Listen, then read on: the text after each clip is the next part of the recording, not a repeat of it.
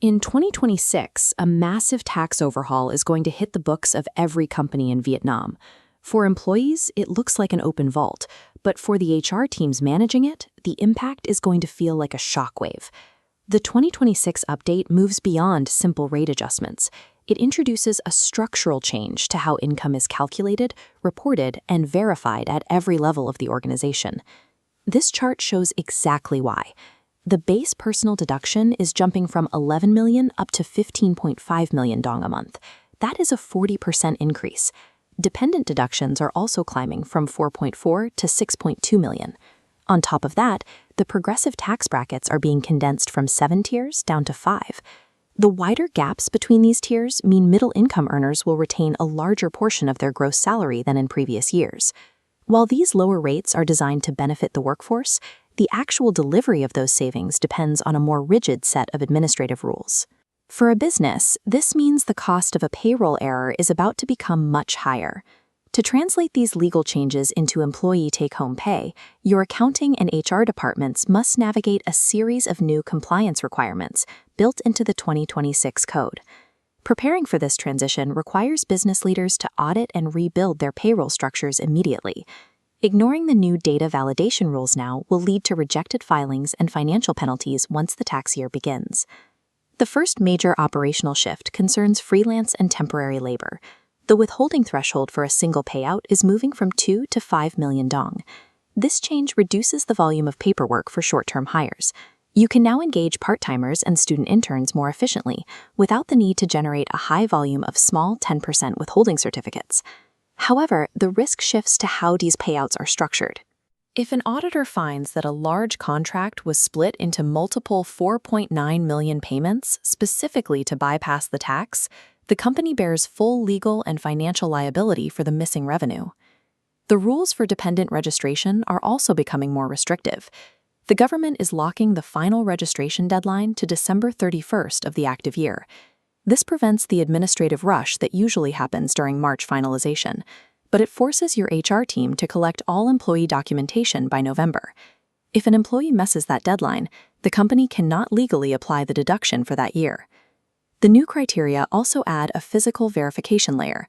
While the allowable income for a dependent is now 3 million dong, the law strictly requires extended family members, like aunts or grandparents, to live in the same household as the taxpayer.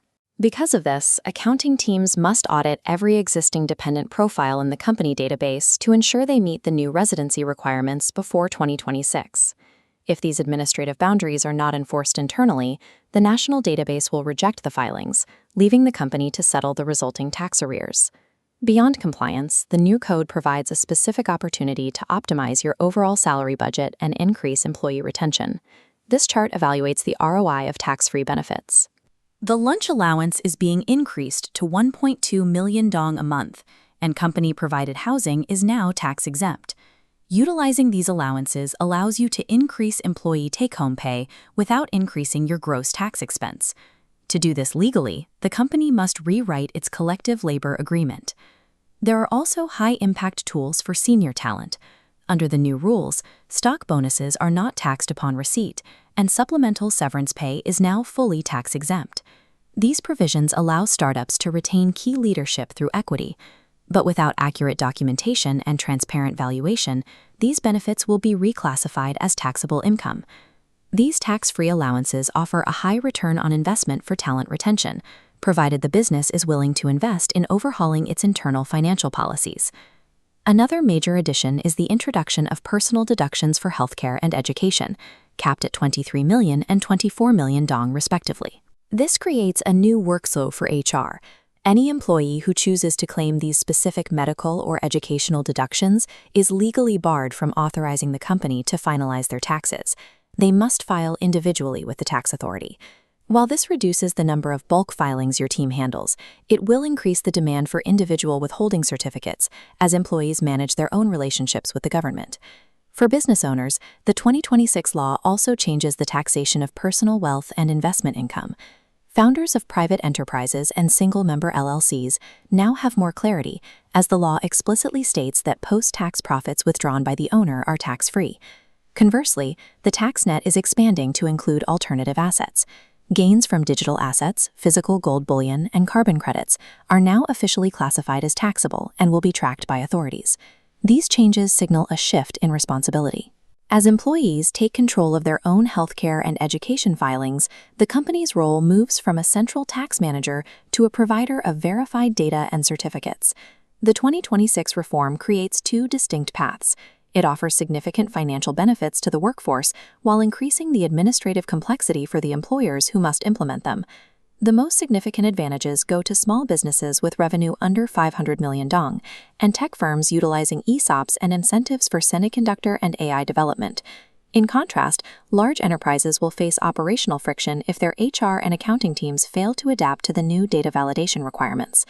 There are 3 steps to complete by Q4 2025. First, CEOs must authorize an immediate upgrade to all payroll software to handle the 5-tier brackets and the new deduction logic. Second, HR must launch internal communications to explain the strict December 31st dependent deadline and the requirements for individual tax finalization. Third, the finance team should rebuild the compensation structure to maximize the updated tax-free limits for housing and meals. Executing this roadmap now allows a business to offer higher take-home pay starting in January 2026, while competitors are still resolving rejected filings and administrative errors.